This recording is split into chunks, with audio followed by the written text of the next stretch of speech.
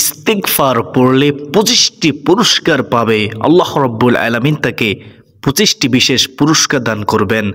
আপনি অবাক হয়ে যাবেন ইনশাআল্লাহ। আপনি শুনে অবাক হয়ে যাবেন। জীবনের সমস্ত বিপদ আপদ ও সব কিছুর সমাধান আছে এই ইস্তিগফারের মধ্যে। সুপ্রদিনী ভাই বোন, তার সাথে সাথে আমরা আলোচনা শেষে একটি গুরুত্বপূর্ণ প্রশ্নের উত্তর জানবো ইনশাআল্লাহ, যা জানা সকলের জন্য জরুরি, অত্যন্ত গুরুত্বপূর্ণ। তাই মনোযোগ সহকারে শুনুন। বিস্তারিত জানতে ভিডিওতে একটি লাইক দিয়ে কমেন্টে আলহামদুলিল্লাহ লিখে আল্লাহর শুকরিয়া আদায় করে দেখতে থাকুন। তো চলুন আমরা বিস্তারিত যাই নেই। আজ আমি পবিত্র কোরআন ও হাদিসের আলোকে ইস্তিগফারের অসংখ্য উপকারিতা থেকে 25টি উপকারিতা ও ফজিলত আপনাদের সামনে উপস্থাপন করব ইনশাআল্লাহ। যেসব সমস্যার আমরা প্রতিদিন সম্মুখীন হই, এই একটি শব্দে আল্লাহ তাআলা আমাদের সেসব সমস্যার সমাধান রেখে দিয়েছে। আসুন দেখি আল্লাহ তাআলা আমাদের জন্য ইস্তিগফারের মধ্যে কি কি কারিশমা রেখে দিয়েছেন, যা আমাদের জানা নাই, আমরা জানি না। সুতরাং কোরআন ও হাদিস থেকে আমরা ইস্তিগফারের অসংখ্য ফজিলত ও উপকারিতা লক্ষ্য করি। তার মধ্যে 25টি গুরুত্বপূর্ণ উপকারিতা হলো, 1 নম্বর, শুনুন, ইস্তিগফার করা সকল নবী রাসূলদের সুন্নত, অর্থাৎ সকল নবী রাসূলগণ ইস্তিগফারের আমল করতেন। সুবহানাল্লাহ, বেশি বেশি তাওবা ইস্তিগফার করতেন। 2 নম্বর, ইস্তিগফারের পুরস্কার হচ্ছে ইস্তিগফার আল্লাহর কাছে প্রিয় একটি আমল, অর্থাৎ ইস্তিগফার করলে মহান আল্লাহ ওই বান্দাকে অনেক অনেক বেশি ভালোবাসেন, অনেক বেশি পছন্দ করেন। সুবহানাল্লাহি ওয়া বিহামদিহি সুবহানাল্লাহিল আযীম। ইস্তিগফারের 3 নম্বর পুরস্কার, ইস্তিগফার দ্বারা আল্লাহর নৈকট্য হাসিল হয়, আল্লাহর সন্তুষ্টি হাসিল হয়। 4 নম্বর, ইস্তিগফারের ফজিলত হচ্ছে ইস্তিগফার দ্বারা আল্লাহ তাআলা এত খুশি হয়, বান্দাকে এতই ভালোবাসে, তার গুনাহসমূহ মাফ হয়ে যায়। 5 নম্বর, ইস্তিগফারের ফজিলত হচ্ছে ইস্তিগফার দ্বারা ব্যবসায় লাভ হয়, ব্যবসায় উন্নতি হয়, বরকত হয়। 6 নম্বর, ইস্তিগফারের ফজিলত হচ্ছে ইস্তিগফার দ্বারা মর্যাদা বৃদ্ধি পায়।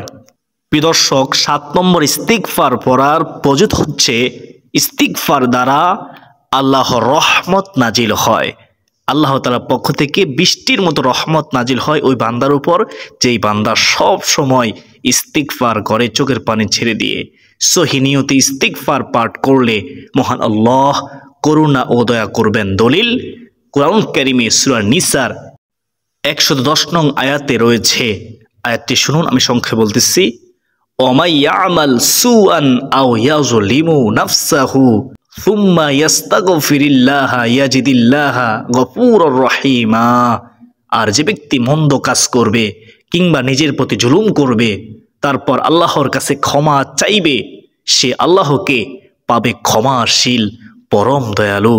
সুবহানাল্লাহ, আল্লাহ তাআলা ক্ষমা করাকে পছন্দ করেন, আল্লাহ তাআলা ক্ষমাশীল, পরম দয়ালু। প্রিয় দর্শক, 8 নম্বর, ইস্তিগফারের ফজিলত হচ্ছে ইস্তিগফার দ্বারা সন্তান সন্ততি যাদের হয় না, মহান আল্লাহ তাআলা তাদেরকে সন্তান সন্ততি দান করেন, সলিহ নেককার সন্তান দান করেন। সুবহানাল্লাহ, সুবর্ণ সুযোগ হাতছাড়া করবেন না। যাদের সন্তান হচ্ছে না, বেশি বেশি করে ইস্তিগফার পড়ুন। প্রিয় দর্শক, 9 নম্বর, ইস্তিগফার ফজিলত হচ্ছে ইস্তিগফার খরা ও অনাবৃষ্টি থেকে মুক্তি পাওয়া যায়। সুবহানাল্লাহ, বৃষ্টি প্রয়োজন হলে ইস্তিগফার পড়ুন। 10 নম্বর, ইস্তিগফারের ফজিলত হচ্ছে ইস্তিগফার দ্বারা বাগানে ফসল ভালো হয়, আল্লাহ তাআলা ফসলের মধ্যে বরকত দেন। দলিল, সূরা নূহ আয়াত হচ্ছে 10 থেকে 12। শুনবেন মনোযোগ দিয়ে, শুনলে অবাক হয়ে যাবেন। বিসমিল্লাহির রহমানির রহিম। ফাকুলতু ইস্তাগফিরু রাব্বাকুম ইন্নাহু কানা গফফারা। অর্থ হলো, অতঃপর বলেছি তোমরা তোমাদের পালনকর্তার ক্ষমা প্রার্থনা করো, তিনি অত্যন্ত ক্ষমাশীল। অর্থাৎ ইস্তিগফার পড়লে আল্লাহ রাব্বুল আলামিন তাকে ভালোবাসে, তার গুনাহসমূহ আল্লাহ তাআলা মাফ করে দেয়, সে নিষ্পাপ হয়ে যায়, মাসুম হয়ে যায়, তার কোনো গুনাহ থাকে না, গুনাহমুক্ত জীবন নিয়ে সে মৃত্যুবরণ করবে। সুবহানাল্লাহ। দ্বিতীয় আয়াতটি হচ্ছে ইউরসিলিস সামাআ আলাইকুম মিদরারা, যার অর্থ হলো তিনি তোমাদের উপর অজস্র বৃষ্টি দ্বারা ছেড়ে দিবেন। তোমাদের বৃষ্টির প্রয়োজন হলে তোমরা ইস্তিগফার পড়ো। সুবহানাল্লাহ। তারপর আয়াতটি শুনুন, ওয়ায়ুমদিদকুম বিআমওয়ালি ওয়া বানিনা ওয়ায়াজআল লাকুম জান্নাতি ওয়ায়াজআল লাকুম আনহারা। অর্থাৎ তোমাদের ধন সম্পদ ও সন্তান সন্ততি বাড়িয়ে দিবেন যদি ইস্তিগফার করি। সুবহানাল্লাহ। তোমাদের জন্যে উদ্যান স্থাপন করবেন এবং তোমাদের জন্যে নদী নালা প্রবাহিত করবেন। সুবহানাল্লাহি ওয়া বিহামদিহি সুবহানাল্লাহিল আযীম। আল্লাহ ওয়াদা করেছেন আমাদেরকে এই পুরস্কারগুলো দিবেন ইস্তিগফার পড়লে। ইস্তিগফারে 11 নম্বর ফজিলত হচ্ছে ইস্তিগফার দ্বারা কলবের ময়লা পরিষ্কার হয়। শুনুন হাদিসটি। হযরত আবু হুরায়রা রাদিয়াল্লাহু তাআলা আনহু থেকে বর্ণিত, তিনি বলেন রাসূলুল্লাহ সাল্লাল্লাহু আলাইহি ওয়াসাল্লাম ইরশাদ করেছেন, রাহমাতুল লিল আলামিন নবীজি বলেছেন, মুমিন ব্যক্তি যখন কোনো গুনাহ করে তখন তার অন্তরে একটি কালো দাগ পড়ে যায়, একটি চিহ্ন পড়ে যায়। তারপর সে যদি ফিরে আসে, গুনাহের ইচ্ছাকে মন থেকে বের করে দেয় এবং ইস্তিগফার করে, তাহলে তার অন্তর পরিষ্কার পরিচ্ছন্ন করে দেওয়া হয়, কালো দাগ দূর করে দেওয়া হয়। সুবহানাল্লাহ। যদি আবার গুনাহ করে তাহলে এটি বাড়তেই থাকে সে যতক্ষণ না তওবা করবে। অবশেষে গুনাহগুলোর কারণে তার অন্তর মরিচায় আচ্ছাদিত হয়ে যায়। বস্তুত এটি আলোচনা করে পবিত্র কোরআনের ইরশাদ হয়েছে। মহান আল্লাহ তাআলা বলেন, কালবাল রানা আলা কুলুবিহিম মা কানু ইয়াকসিবুন। কখনো না, বরং তারা যা করে তাই তাদের হৃদয়ে মরিচা ধরিয়ে দিয়েছে। নাউজুবিল্লাহি মিন যালিক। প্রিয় দিনদার মুসলমান ভাই ও বোনেরা, একটু বোঝার চেষ্টা করুন। 11 নম্বর গেল, এখন আমরা যেন 12 নম্বর ইস্তিগফারের ফজিলত। ইস্তিগফার দ্বারা সকল সংকীর্ণতা থেকে মুক্তি পাওয়া যায়। যত রকমের সংকীর্ণতা আছে সমস্ত সংকীর্ণতা আল্লাহ তাআলা দূর করে দেন। সুবহানাল্লাহ।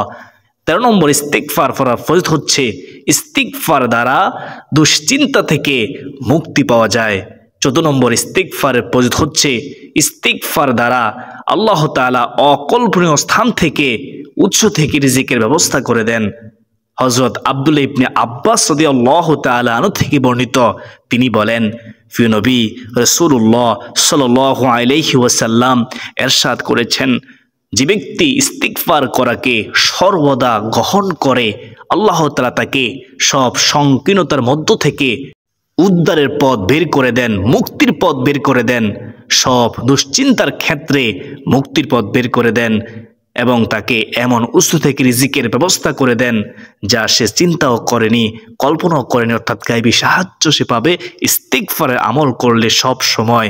সুবহানাল্লাহ। আমরা অনেকে তো অভাবে পড়ে আছি, আমরা ঋণগ্রস্ত। একটু কষ্ট করে ইস্তিগফার পড়ুন, জবানে যাই রাখুন ইস্তিগফার, চলতে ফিরতে উঠতে বসতে ইনশাআল্লাহ রিজিকে বরকত হবে, অভাব দূর হবে।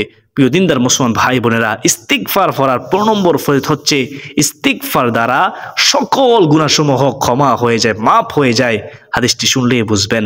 হযরত বিলাল ইবনে ইয়াসার ইবনে যায়েদ রাদিয়াল্লাহু তাআলা আনহু, যিনি ছিলেন প্রিয় নবী সাল্লাল্লাহু আলাইহি ওয়াসাল্লামের আজাদকৃত গোলাম, তার থেকে বর্ণিত, তিনি তার বাবা ও দাদা সূত্রে বলেন, রাসূলুল্লাহ সাল্লাল্লাহু আলাইহি ওয়াসাল্লাম ইরশাদ করেছেন, যে ব্যক্তি পরে আস্তাগফিরুল্লাহাল্লাযী লা ইলাহা ইল্লা হুয়াল হাইয়ুল কাইয়্যুম ওয়া আতুবু ইলাইহি।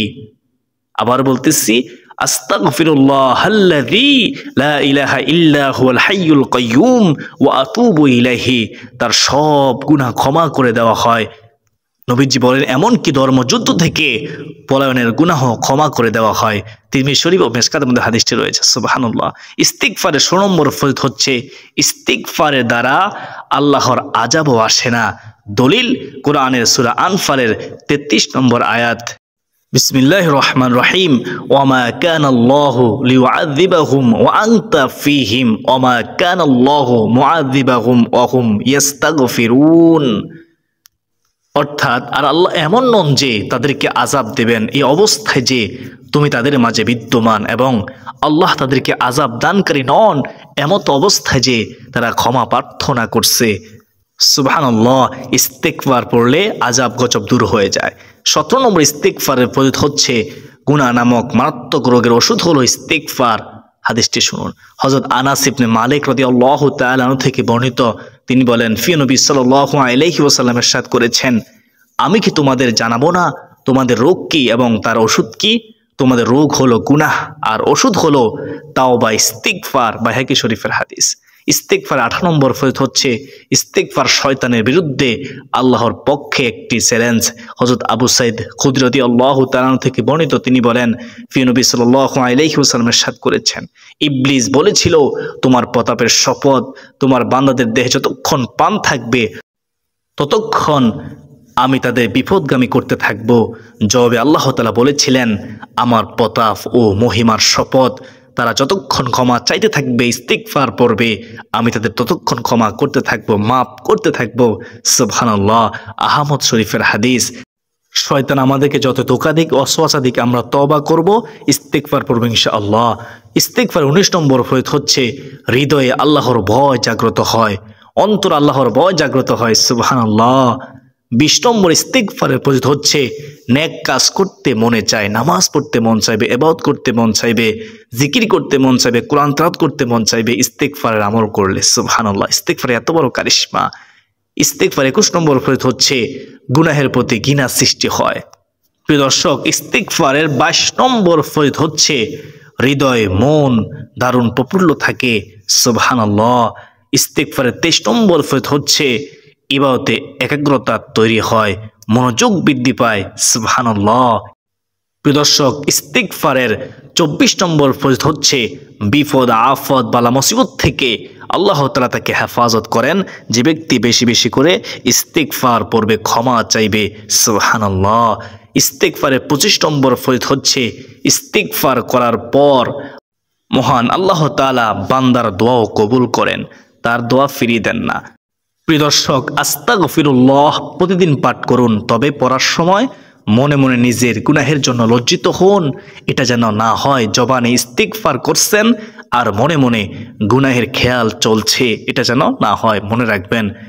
রাবেয়া বসরি বলেন, আমরা এমন ধরনের ইস্তিগফার করি যে সেটার উপর ইস্তিগফার করার প্রয়োজন হয়, অর্থাৎ মুখে ইস্তিগফার বা ক্ষমা প্রার্থনা করছি গুনাহ থেকে, কিন্তু মনে মনে গুনাহের খেয়াল করছি, আর এ ধরনের ইস্তিগফারের জন্য ক্ষমা চাওয়ার প্রয়োজন হয়। প্রিয় দর্শক, ইস্তিগফার করলে তা প্রকৃত অর্থে করতে হবে এবং খালেস অন্তরে করা উচিত, কেননা গুনাহে অটল থেকে তওবা করা অর্থ আল্লাহ তাআলার সঙ্গে ঠাট্টা মশকরা করা ছাড়া আর কিছুই নয়। নাউযুবিল্লাহি মিন যালিক। প্রিয় দিনদার মুসলমান ভাই বোনেরা, ইস্তিগফার কেউ পড়বেন, কয়েকভাবে পড়া যায়, যা হাদিস সময় রয়েছে। 1 নম্বরে এই ছোট ইস্তিগফারটি পড়তে পারেন সব সময়, আস্তাগফিরুল্লাহ। আস্তাগফিরুল্লাহ যার অর্থ হলো আমি আল্লাহর কাছে ক্ষমা প্রার্থনা করছি। 2 নম্বরে আপনি এই ইস্তিগফারটি পড়তে পারেন, আস্তাগফিরুল্লাহাল্লাযী লা ইলাহা ইল্লা হুয়াল হাইয়ুল কাইয়্যুম ওয়া আতুবু ইলাইহি। তিরমিজি শরীফ ও মিশকাতের মধ্যে এই হাদিসের মধ্যে ইস্তিগফারটি রয়েছে। অথবা আপনি 3 নম্বর ইস্তিগফারটি পড়তে পারেন, সুবহানাল্লাহি ওয়া বিহামদিহি আস্তাগফিরুল্লাহ ওয়া আতুবু ইলাইহি। এই ইস্তিগফারটি বুখারী শরীফ ও মুসলিম শরীফ হাদিসের মধ্যে রয়েছে।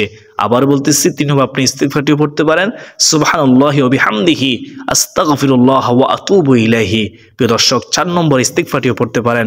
ইস্তিগফারটি হচ্ছে আস্তাগফিরুল্লাহ ওয়া আতুবু ইলাইহি। সম্মানিত দিনী ভাই বোন, এখন গুরুত্বপূর্ণ প্রশ্ন, উত্তরটি শুনুন মনোযোগ দিয়ে। সম্মানিত দিনী ভাই বোন, প্রশ্নটি হচ্ছে, নামাজে অনেকে প্রায় সময় হাই আসে, কারো কারো আবার ডেকুরও চলে আসে। এখন জানার বিষয় হলো, নামাজে হাই উঠলে অথবা ডেকুর এলে নামাজের কি কোনো অসুবিধা হবে? এর উত্তর হলো, নামাজের মধ্যে হাই তোলা বা ডেকুর দেওয়া যদি মুসল্লি ইচ্ছাকৃত না করে থাকে, তাহলে নামাজের কোনো ক্ষতি হবে না, নামাজ শুদ্ধ হয়ে যাবে। অনিচ্ছাকৃত ডেকুর এলে কিছু করার নেই, তবে অনিচ্ছাকৃত হাই এলে হাদিসে তার ব্যাপারে বলা হয়েছে, যদি তোমাদের কারো নামাজের মধ্যে হাই আসে তাহলে তা যথাসম্ভব প্রতিহত করো, কেননা না হয় এতে শয়তান ঢুকে পড়ে, অলসতা চলে আসে শরীরের মধ্যে, উদাসীনতা চলে আসে শরীরের মধ্যে, নামাজের মনোযোগ নষ্ট হয়ে যায়। সহিহ মুসলিম শরীফের হাদিস, হাদিস নম্বর হচ্ছে 2293। শয়তান ঢুকে যাওয়া দ্বারা উদ্দেশ্য হলো মানুষের মাঝে অলসতা এসে যায়, ক্লান্তি ভাব অনুভূত হয় ও কাজে আগ্রহ হারিয়ে ফেলে। তাই হাই এলে প্রতিহত করতে হবে আমাদেরকে। সর্ব অবস্থায় বাম হাতের ফিট দ্বারা প্রতিহত করবে, তবে নামাজে দাঁড়ানো অবস্থায় হাই এলে ডান হাতের ফিট দ্বারা মুখ বন্ধ করে ফেলবে, আর বাকি সব সময় আপনি বাম হাত দ্বারা আপনি হাই প্রতিহত করবেন। প্রিয় দিনদার মুসলমান ভাই বোনেরা, আশা করি সকলেই বুঝতে পেরেছেন নামাজে হাই আসলে আপনারা কি করবেন। দাঁড়ানো অবস্থায় আপনি ডান হাত দিয়ে প্রতিহত করবেন ডান হাতের ফিট দ্বারা, আর দাঁড়ানো অবস্থায় ছাড়া নামাজে যে কোনো সময় অর্থাৎ যে কোনো সময়ে আপনার হাই আসলে আপনি বাম হাতের ফিট দ্বারা প্রতিহত করবেন, যেন শয়তান আপনার ভিতরে ঢুকতে না পারে, অলসতা না আসে, ক্লান্তি ভাব না আসে। এদিকে অবশ্যই খেয়াল রাখবেন। আমি আশা করি আজকের ভিডিওটি যেহেতু অনেক গুরুত্বপূর্ণ, তাই ভিডিওটি শেয়ার করে দিবেন ইনশাআল্লাহ। ইসলাম প্রচার সহযোগিতা করুন, ভিডিওতে একটি লাইক দিয়ে কমেন্টে আল্লাহর শুকর আদায় করুন। সকলে বলুন আলহামদুলিল্লাহ, লিখুন আলহামদুলিল্লাহ।